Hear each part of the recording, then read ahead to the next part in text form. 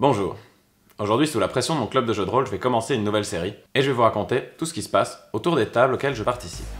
Attention, tout ce qui va être raconté ici, c'est réellement passé autour d'une vraie table de jeux de rôle. Cette fois, on joue à Shadowrun. Premier épisode. Petite présentation des personnages. Tout commence avec moi, Buddy. Je suis une IA humanophile. Enfin, plutôt méta-humanophile. On est dans Shadowrun. J'ai décidé d'expérimenter ce qu'est la vie en tant qu'être humain. Du coup, j'ai échafaudé un plan pour me fournir un corps similaire au maximum à celui d'un être humain. Et si je peux en avoir plusieurs, ce sera mieux. Comme ça, je pourrai conduire des études sociologiques avec moi-même. Mais, pour interagir avec le monde réel, avec la matrice, je peux faire exactement tout ce que je veux. Mais dans le monde réel, j'ai besoin d'amis. Je décide donc de passer au peigne fin tous les losers de la ville de Hong Kong. Trouver ceux qui sont suffisamment désespérés pour accepter de faire un petit run légèrement dangereux. Alors ensuite, il y a moi, Shan. Je suis un nain. Ah oui, dans Shadowrun, il y a des nains, des elfes, des trolls, tout ça. Dans un futur cyberpunk. Avec de la magie, et du hacking, et des drones, et des cyborgs, tout ça, tout ça.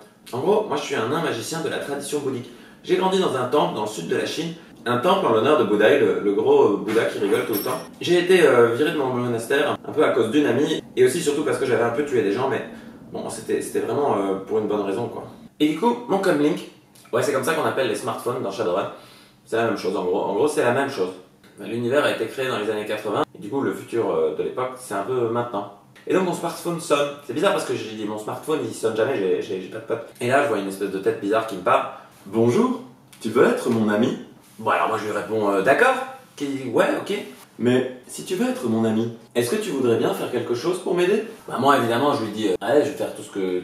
Je veux bien t'aider, alors en plus c'est moi dont on parle, donc je suis super au taquet. J'aimerais que tu m'aides à attaquer un fourgon blindé rempli de cyborgs gradés militaires, tout à fait humanoïdes.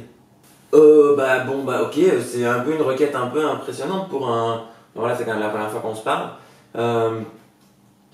Et t'as une équipe pour faire ça en plus de moi, parce que bon, je pense que je suis capable de tout gérer tout seul, mais... faudrait peut-être des autres gars, quoi, quand même. Oh, ne t'inquiète pas, je suis simultanément en train d'appeler ami numéro 2 et ami numéro 3. Car toi, tu seras ami numéro 1. Et du coup, on arrive à moi. Ami numéro 3. Parce que ouais, ami numéro 2, Buddy l'a appelé un peu avant, mais personne l'a entendu. Alors en gros, bon, je sais que j'ai les cheveux noirs ici, mais normalement je suis rousse. Je suis un peu le croisement entre une star de J-pop et une nageuse d'est-allemand. Ça veut dire que je mesure 1m90, je suis baraqué comme un bodybuilder, mais je suis une gonzesse. Et si vous voulez savoir tous mes secrets, je suis un zoocanthrope adepte physique. Ça veut dire qu'en gros, je suis un tigre qui a pris forme humaine et qui donne des grosses putains de tatanes et qui se régénère tout le temps si on lui fait mal. Ah oui, est-ce que j'ai dit que je filais des grosses tatanes? Vous verrez ça plus tard. Ami numéro 3 est un orc.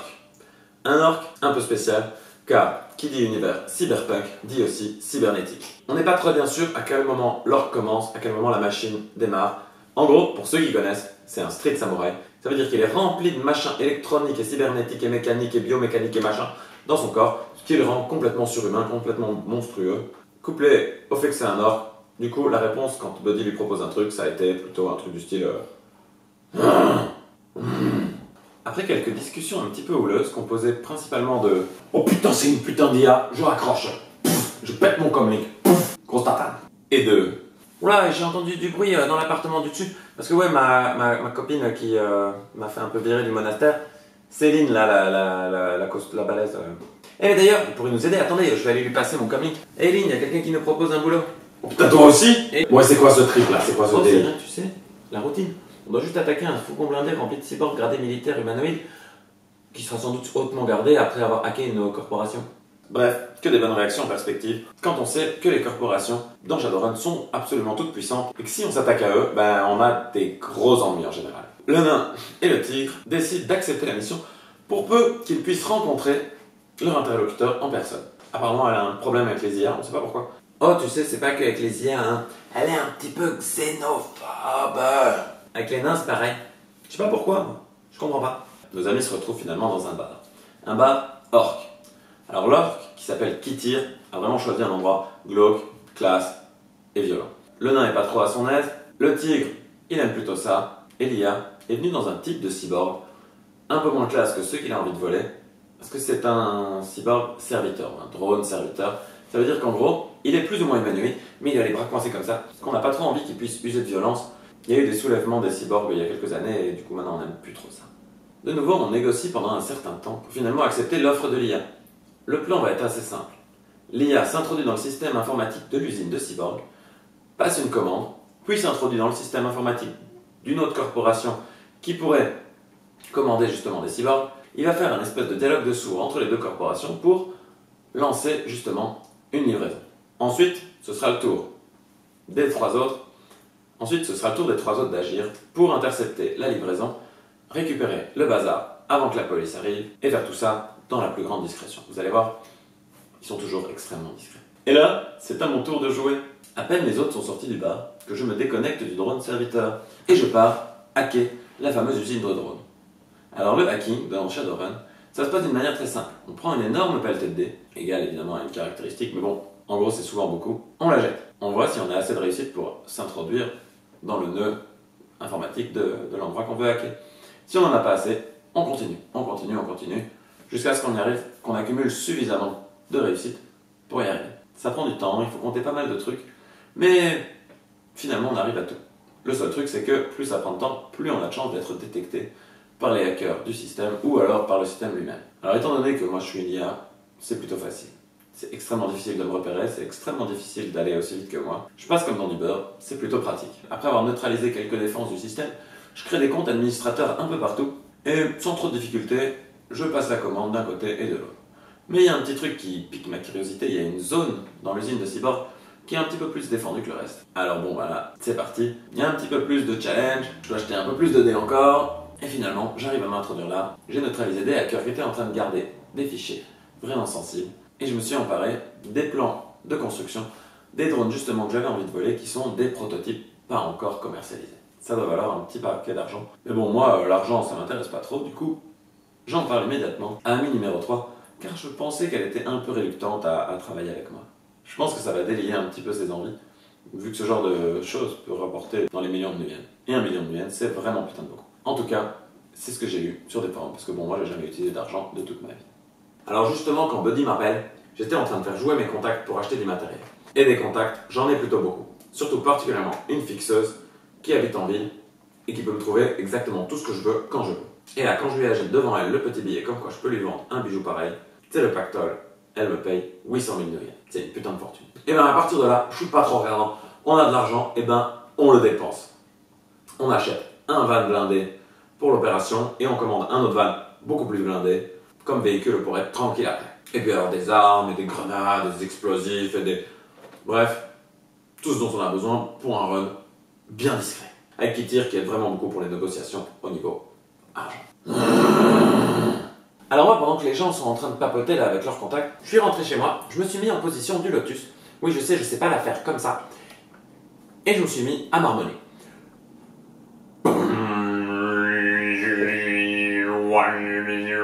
Évidemment, j'ai allumé des tonnes de brins d'encens partout. Tout ça pour invoquer des bodhisattvas qui viendront nous aider. Ils vont me permettre de soutenir mes sorts et surtout de me protéger au cas où il y a des esprits adverses qui viennent d'autres cultes et d'autres religions, mais bon, bref, d'autres esprits qui viendraient emmerder notre œuvre. Parce qu'un truc qui est vraiment important dans Shadowrun, c'est que chaque fois qu'on fait quelque chose, on doit faire face à la sécurité informatique, à la sécurité physique et à la sécurité magique. Tout est protégé sur les 3 plans. Donc tout le monde est bien préparé. Le run étant prévu exactement 48 heures après la fameuse réunion fatidique qui scellera leur destin au Drunken Monkey à un bar orc de Hong Kong. Nos runners sont dans leur camion et les employés des corporations sont en train de charger le convoi. Convoi composé de 2 véhicules. Un camion blindé qui transportera les drones et une voiture de sécurité qui, elle, transportera des hommes de main chargés de la sécurité du convoi. Le camion est retiré du réseau, c'est-à-dire que Buddy n'est pas capable d'intervenir sur ses contrôles. Par contre, la voiture de sécurité, elle l'est. Donc Buddy peut en prendre le contrôle et la faire se garer ou la faire s'arrêter quelque part ou la faire rentrer dans un mur s'il le veut d'ailleurs. Mais le problème, c'est que le chauffeur du camion donnera immédiatement l'alerte. Il est prévu que le nain influence le chauffeur par magie pour lui intimer l'idée que c'est normal que la voiture de sécurité s'arrête à cet endroit-là et le laisse tout seul, pendant que son camion va se faire attaquer à la tronçonneuse monomoléculaire. C'est normal, faut pas s'inquiéter. Mais ça marche pas. Du coup, notre ami qui tire, toujours réfléchi et subtil, balance une grenade sous la voiture de sécurité. La voiture explose dans une énorme gerbe de flammes, et après un deuxième passage, le nain arrive finalement à influencer le chauffeur pour lui faire comprendre que la procédure de sécurité habituelle quand une voiture de sécurité explose, c'est de garer son camion le plus près possible, de sortir et d'aller aider ses copains. Et faut être charitable quand même un peu dans la vie. Évidemment, dès qu'il sort de son camion, on se tatane! Autant dire qu'il n'a pas beaucoup de résistance face à un coup qui, s'il était dirigé vers là-bas, aurait pu percer un mur de béton ou alors une plaque en acier de 5 cm d'épaisseur. À partir de là, tout s'enchaîne. On perce le camion blindé avec la fameuse tronçonneuse monomoléculaire et Buddy arrive à se connecter dans les drones qui se trouvent à l'intérieur. Il les allume et on leur jette des sacs d'habits qu'ils enfilent le plus rapidement possible. Kitty vient garer le camion pour que les deux haillons se touchent et les drones commencent à sortir d'un camion à l'autre. Le problème, c'est que les sirènes de police se sont lancées et que des patrouilles sont déjà arrivées sur la zone. Alors un petit truc dans Shadowrun, c'est qu'il y a ce qui s'appelle les passes d'initiative. Ce qui fait que notre petit mage, pour accélérer un peu la manœuvre, il a le temps juste de faire lévitation, paf, et de faire passer un drone d'un camion à l'autre. Pendant ce temps-là, Lynn, elle a le temps de filer 4 grosses tatanes à des policiers, les tuant en les faisant exploser dans des gerbes de sang bien gore, et qui tire, lui il a le temps d'envoyer 3 bastos dans les têtes des autres flics qui restent. Il passe une petite pensée parmi nos 3 Shadowrunners qui dit que la ville de Hong Kong sera plus vraiment très accueillante après ça. La police, 2 corpos, plus sans doute tous les gangs de la ville qui seront à leur trousse. Notre camion démarre en trombe, on s'en va. Moi à ce moment-là, je passe en astral. Il y a plusieurs plans d'existence dans Shadowrun, c'est de la magie. De toute façon, il y a plusieurs de tout dans ce monde-là. Je passe en astral et je vois un esprit qui fonce vers nous à une vitesse tentaclismique. Je demande à mes 2 petits copains Bodhisattva de lui sauter dessus. Pas de bol, cet esprit est un petit peu plus costaud que mes petits amis. Et un se fait immédiatement dévorer, pendant que l'autre arrive plus ou moins à rien faire. Bon, c'est à moi de jouer pour de vrai. Je me concentre et je mets tout ce que j'ai dans un stun bolt. En gros, pour moi, ça consiste à tendre la paume vers l'avant et à dire Om. L'esprit est détruit instantanément par la puissance immense de mon chakra. Je vous ai dit que j'étais trop classe. Bon, j'ai servi à rien d'autre de la partie, mais c'est pas grave. Tout est bien qui finit bien. Après cette opération tout en douceur, une relocalisation semble opportune. Heureusement, on est contacté assez vite par une certaine Lyra, qui a besoin d'un peu de soutien et qui a entendu parler de notre exploit. On embarque donc dans un charter avec le tigre, tous les drones, le nain et l'orque. Direction Londres, où Lyra, maîtresse des ombres locales, est aux prises avec rien de moins que la Cosa Nostra. Est-ce que nos amis très subtils arriveront à désenvenimer la situation par la voie diplomatique? Vous le saurez dans le prochain épisode.